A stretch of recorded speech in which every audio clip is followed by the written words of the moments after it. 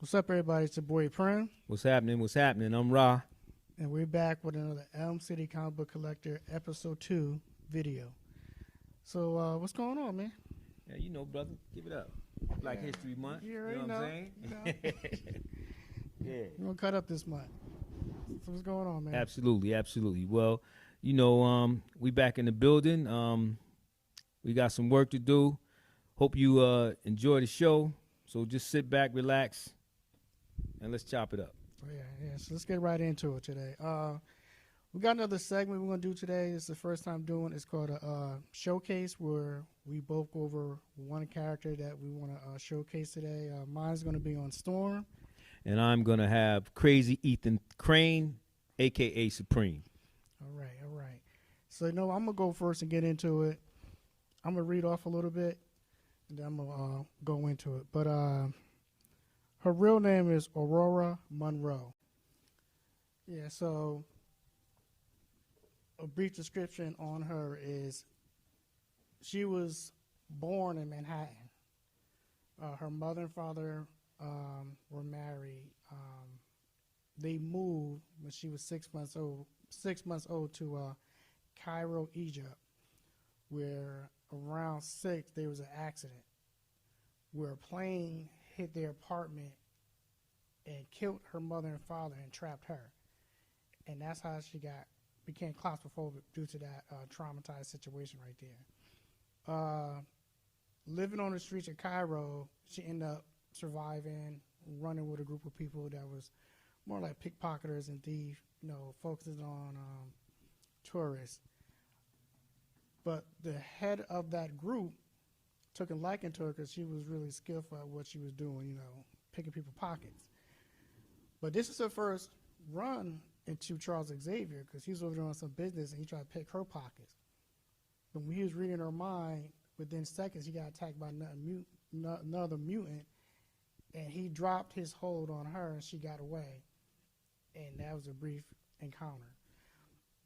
Fast forward, she ended up coming back to America, where she joined the X-Men at the School for Gifted Kids. And at that point, it was Cyclops, Beast, Jean Grey, her, and Iceman, the original X-Men. Fast forward, she had certain missions, certain storylines. She became more powerful. And let me backtrack too. She also came across T'Challa too, because she saved T'Challa, and she ended up staying in Wakanda, and that's how they had the first encounter and had a friendship going on. But fast forward, she also was the leader of the X-Men. And when Scott came back, he wasn't really feeling that, so they got into an altercation. She put the hands on Scott, and he quit. So right now what's going on is that she's not a mutant anymore. She's Omega level, so equal to like a god. And she's so powerful with it that she just goes into space. She has to worry about air. Iceman got nothing for her. She's stronger than the Phoenix. Actually, Scarlet Witch had an issue with one of these villains that she was fighting. She couldn't beat the villain, so when she showed up, Storm, she assisted her like a battery power and charged her to get enough power to get to this enemy defenses and take them down. And now she has magic. So as you see, while I'm talking to you, see these pictures of her. These are some of the costumes that she had through the years. But yeah, today's showcase is on our girl Storm, aka Aurora Monroe. She has a lot of backstory to her. If anything, I will be getting into her storyline, collecting her books and her runs and events, and that's it. So, Murph, what you got for me, brother? Ethan Crane. Supreme is a superhero created by Rob Liefeld and published in Image Comics in 1992 to 1996, followed by a Maximum Press 1996 to 1998. Awesome Entertainment 1999 to 2000, and Arcade Comics in 2006.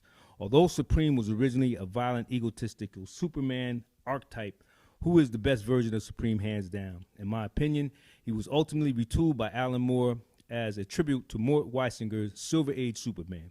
The character had a 56-issue comic book series a 6-issue miniseries, and a revival in 2012 consisting of 6 issues.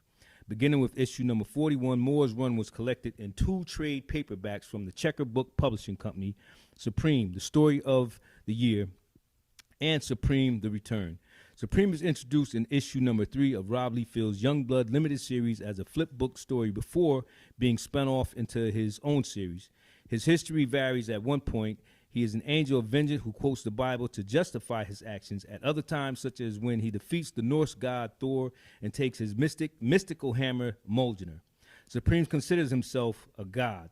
Although the most powerful being in the Liefeld universe, he has his share of defeats. He is killed in the cross-titled Deathmate Black series, published by Image and Valiant Comics, loses his powers in Extreme Prejudice, and is killed by Crypt in Extreme Sacrifice. The character receives a comprehensive treatment in The Legend of Supreme, a 3-issue miniseries by Keith Giffen and Robert Loren Fleming.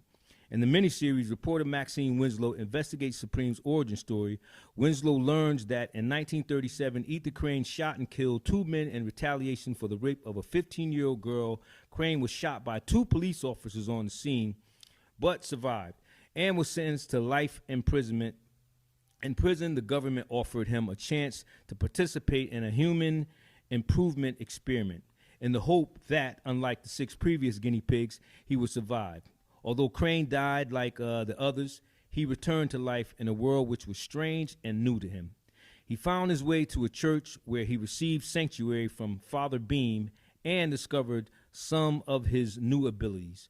Crane took the name Supreme and, hearing about the war in Europe, decided to do his part. Little was revealed about Supreme's work in World War II, except that he joined the Allies. After the war, Supreme believed that he had done his part as a Good Samaritan and left Earth. In reality, Father Beam's accidental death at his hands drove him away. Supreme spends decades in space fighting a number of threats on the side of an alien race known as the Claptons, the race of Gary Carlson and Eric Larson's vanguard. He was all right. He returns to Earth in 1992 to find a changed society which includes genetically enhanced, superpowered humans on teams such as Youngblood and Heavy Metal. Although Supreme is briefly the field team leader of Heavy Metal, he leaves the position after defeating the villain Chrome, and Chrome was a beast. When Supreme fights Thor for Mjolnir, the character named Enigma acquires another Supreme from an alternate timeline to store. If Supreme is defeated, Supreme is victorious. So the other Supreme is left alone, this figure in the events of The Legend of Supreme. Although Supreme apparently dies during an assault on humanity by Lord Chapel, he is stranded on an alternate Earth for several years until the alternate Supreme, stored by Enigma, returns and is defeated by the original Supreme. Original Supreme switches bodies with his double, restoring his powers after several events involving Enigma and Probe. Supreme's daughter from the future, also known as Lady Supreme, the original Supreme, works with Probe, Enigma, and the alternate Supreme to defeat the evil Norse god Loki, who shifted realities. At the end of Supreme number 40, Probe remains on the alternate Earth and Supreme returns to Earth. In Moore's first issue, Supreme returns to Earth and discovers that he is living in a new revision of reality. The new version of Supreme has a secret identity as Ethan Crane, a mild-mannered artist for the Dazzle Comics whose powers are a result of a childhood exposure to a meteorite made of supremium, an element which can alter reality. When not saving the world as a superhero, Crane illustrates the adventures of Omni-Man, Invincible, a Supreme-like character being reintroduced with a change of writers. Echoing this change, Supreme encounters a number of previous retired and parallel iterations of himself living in another reality called the Supremacy. The Supremacy is a form of afterlife for characters whose stories has ended or have been written out of current continuity after experiencing the amnesia. Supreme's returning memories are told on the page in flashback form, revising, retconning the character's complex an off-written, rewritten backstory, often in pastiche style, evoking different periods of comics history. Dax, a Lex Luthor-like evil genius, Supreme's antagonist, is introduced in the storyline. Dax dies twice in the series, the first time in prison from lymphatic cancer caused to exposure to supremium. So there you have it. The Life of Supreme, the creator of Omni-Man and the Race of Viltrumites. I'm Ra of Elm City Comic Book Collectors, and I'm out. Thank you. All right. Yeah, man, that was interesting about Supreme, man. Yeah, thank you, man. In general, I actually ran with the whole Supreme storyline from Maximum Press, Image, Alan Moore, Lee Field, just the whole thing, and I'm missing probably about 4 or 5 books. But like I said, generally I like the first egotistical, crazy Supreme. They started getting a little crazy when they got into the supremacy and all that, but that's the Supreme thing. So did he leave different companies, comic book companies? Because you say... Well, no, actually, Image, Maximum Press, Awesome, all of these are different publishers that he came through. But when he first initially came on the scene, like in Supreme Zero, Supreme One, which came out of, this is Supreme One, which came out of Youngblood. It was a flip book. You know what I'm saying? One side was Youngblood, the other side was Supreme, and then you go into I think. So that's Image. He was on the Image. Right, Image. Okay. One of the Youngblood storylines. He beats the whole team up. Yada yada. But yeah, it got crazy in the end. But he is really the father of Omni-Man and the Viltrumites. But they were actually characters in his comic book publishing company. It's crazy. In his comic book publishing company, he was working for Daz Comics or something like that.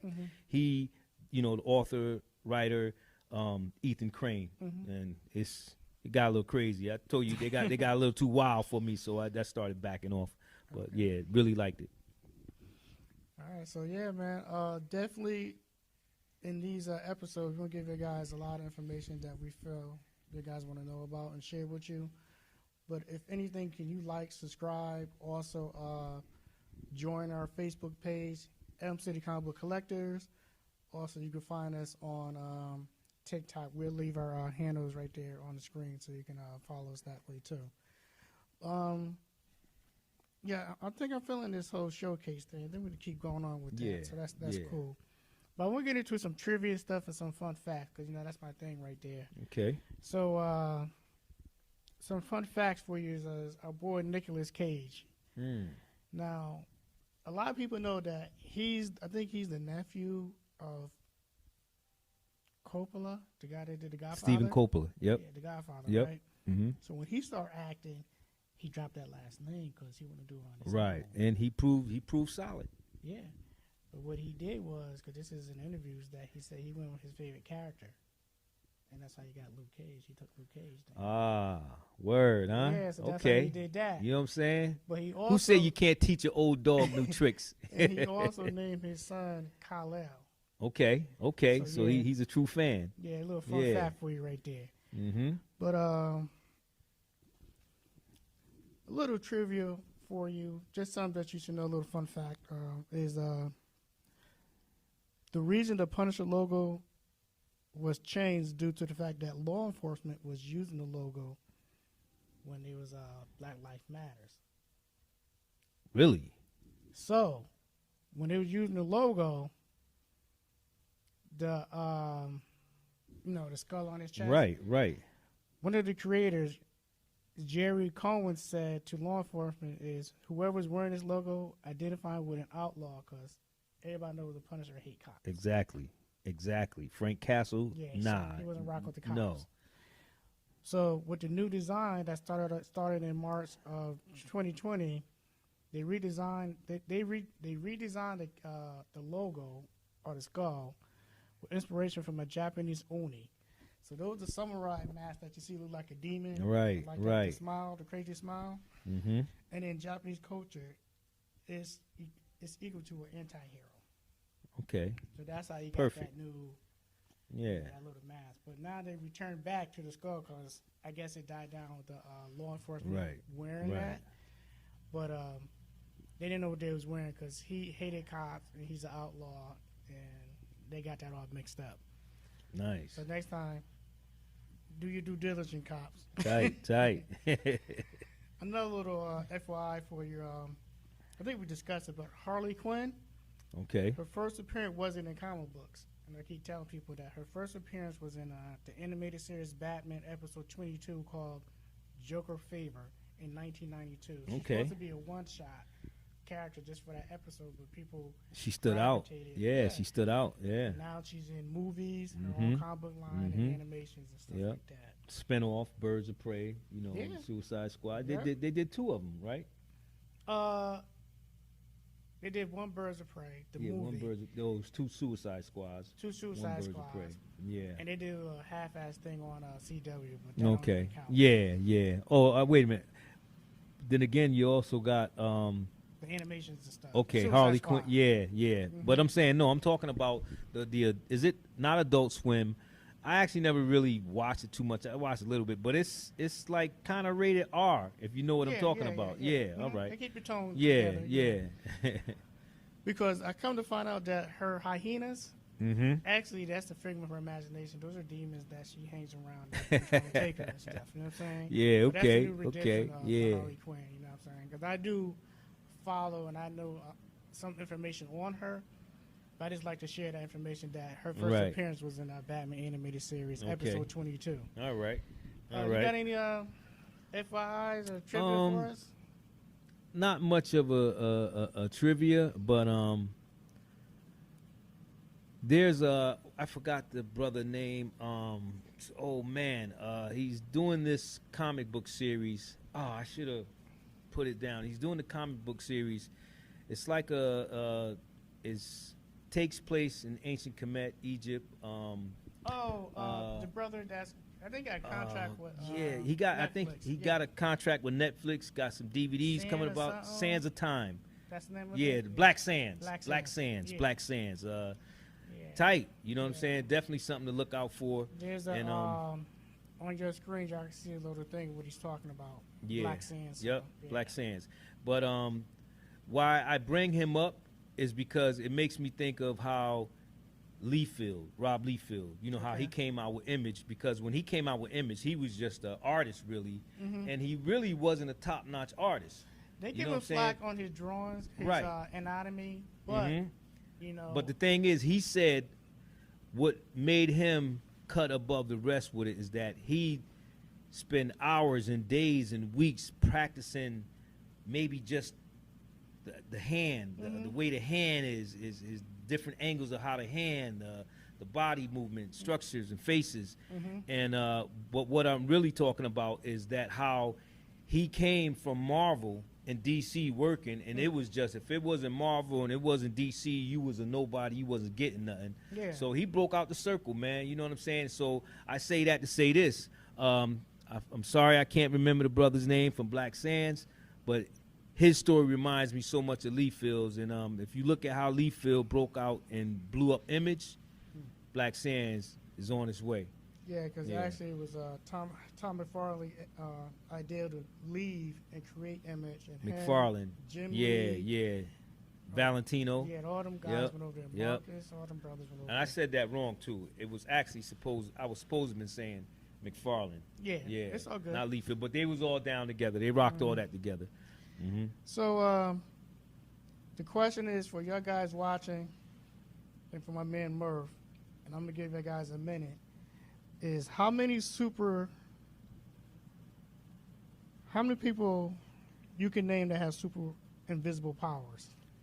I'll give you a minute. Oh, super invisible powers. Wow. The first one comes to my mind is Susan Richards. There you That's go, like the Sue biggest. Storm. There you Yeah, go. yeah. That's the biggest and baddest. Mhm. Also, now that's for the female, for the women's lib thing. But Yeah. I'm gonna tell you who's the baddest with invisible powers. Really, not so much invisible powers. He just covers a broad spectrum of it. Mm. My man, Strange, yo. I got him up Strange here. hard body. I got him up Also, who rocks on the astral plane? Dr. Xavier, the Okay. bald-headed man, the king. He's a bad dude. Mhm. Excuse me. Man. I know there's more. You got 30 seconds. I'm gonna drop it because I don't want to be too much. All right, so Who else you got? what I got is Martial Manhunter, Dang. Vision, Absolutely. Spawn, Word. Miles Morales. Yeah. Miles Morales. Yeah. There you go. Tight. Okay. Yep, and Nightcrawler. Mm-hmm. So yeah, there's a couple people that has invisible powers that use them sometimes. Um, Wow. the question. All right, so let's get to some DC stuff, right? Okay. Because we big DC fans, and I thought I'd just like see where you guys are at with it. But what city does the Flash fight crime in? Is it Gotham City, Central City, or Metropolis? Central City. There you go. There you go. And Barry West. Yeah, he's a bad dude, man. So, Okay. so this segment right here, we're gonna call this "Is It Me?" Basically, Okay. when you have a thought, you're like, "Is it me?" Or am I just doing the most? But is it me, or does Superman don't be rocking with kids too much? I don't think he like the young kids. And the reason why I say that because he got beef with Shazam. He never liked him when he hit the scene. And then in Young Justice, Superboy came on the scene. He didn't want to deal with him either. Yeah. But well, you gotta give it, him a break on that one because first off, his DNA was robbed, right? And then the other half of him is his arch enemy Lex Luthor. So what's his name? Oh gosh, Superboy's name. I forgot his name. I But forgot here's his the thing, name. though. Yeah, Because Batman was like, "Hey, yo, I get it, but he's here." exactly. And Superboy was reaching out to him saying, "Could you help me Yeah. understand my power?" He's like, "Nah, Batman got you." And he just bounced. Looking at him like a stepchild he don't like, And then with Shazam, it's the same thing, So Yeah. we found out he was a kid, he had a little resentment. Billy so Bastion. Yeah, I'm like, "What's up, Superman? You don't like the kids?" yeah. That's a little wild. Yeah, okay. Yeah, okay. Soup. What's going on with that? So the next one is X-Men. Mm-hmm. Now here's the question for you, brother. Okay. Should X-Men just give up living amongst the humans and just go about their business? Because they've been fighting for years, and they've been giving pushbacks, sending sentinels on their ass and shit. See, that's the ugly You thing. know? The X-Men Project really, with Wolverine, like they're doing all this stuff. the X-Men, honestly, man, it's like I can go Black History Month hard on it. So Yeah. far as the X-Men, Mm-hmm. you look at them like minorities. Their story really comes from the Black experience. My personal opinion No, he said really that comes from the Stan Black Lee said experience. he wrote that for the current time. That's back in the 70s. Right. Yeah. But in general, the answer to your question, honestly, how we doing? They could, but you kind of want to separate it a little bit. Get on the bandwagon with Magneto because he got some stuff he write about. This has been the 70s, so that's a good 50-year run. What we doing? Oh, well, you know what I'm saying? You got, and don't get me wrong, I'm not bashing Black Lives Matter, but why Black Lives Matter here? Because of things ain't right? Police It's definitely brutality. some. What's the recent thing I just seen? It was a kid, young man. I'm not gonna say a kid. A young man was just killed by a cop holding a Subway sandwich, and the cop said before in his report that the young man did not pose any threat, unarmed, no weapons, but he had a Subway sandwich in his arm. He ended up getting shot and killed still. All right. So So the next one for you, we could discuss this one, but I think Batman need to build his own prison because Arkham ain't holding it, man. They ain't on nothing. They keep getting out. Yeah. Breaking out. So he got enough money. He need to build his own shit and just lock him up there. What you think, man? Yeah, but if Batman do that, There's gonna be nobody to fight. it's gonna be like Red Hood, man. You know what I'm saying? You think about all the people on the inside that's gonna want to get at him. I'm saying like what was his name? Red Hood. No, he has a good gallery of villains and stuff. He do, but the answer, I mean, not the answer to your question, but the question is though, he should maintain and hold down a prison himself made by him, under his finance because Arkham just ain't holding it. Let's be real, but Arkham's old. Yeah, It's old, man. It look old. it look ragged. So, Every angle that we look at it, it look more like a haunted house than a prison. Yeah, and shit. spin that bread, Bruce. Spin that bread. So yeah, man. Definitely want to just touch on some things. Go over this format. The first segment will be general talk. The other one would be us showcasing the character that we want to talk and go over with. The third one would be Is It Me? I might rename it, me and Merv. Just some out there questions that I just want to share with y'all guys. And then, of course, the trivia is something that I love to do that get y'all guys going. Y'all can get involved by leaving comments on TikTok, comments on the videos, comments on our Facebook club, Elm City Comics, Elm City Comic Book Collectors. That's it. So with that being said, this is your boy Prim. And I'm Ra. We out. Peace. Peace.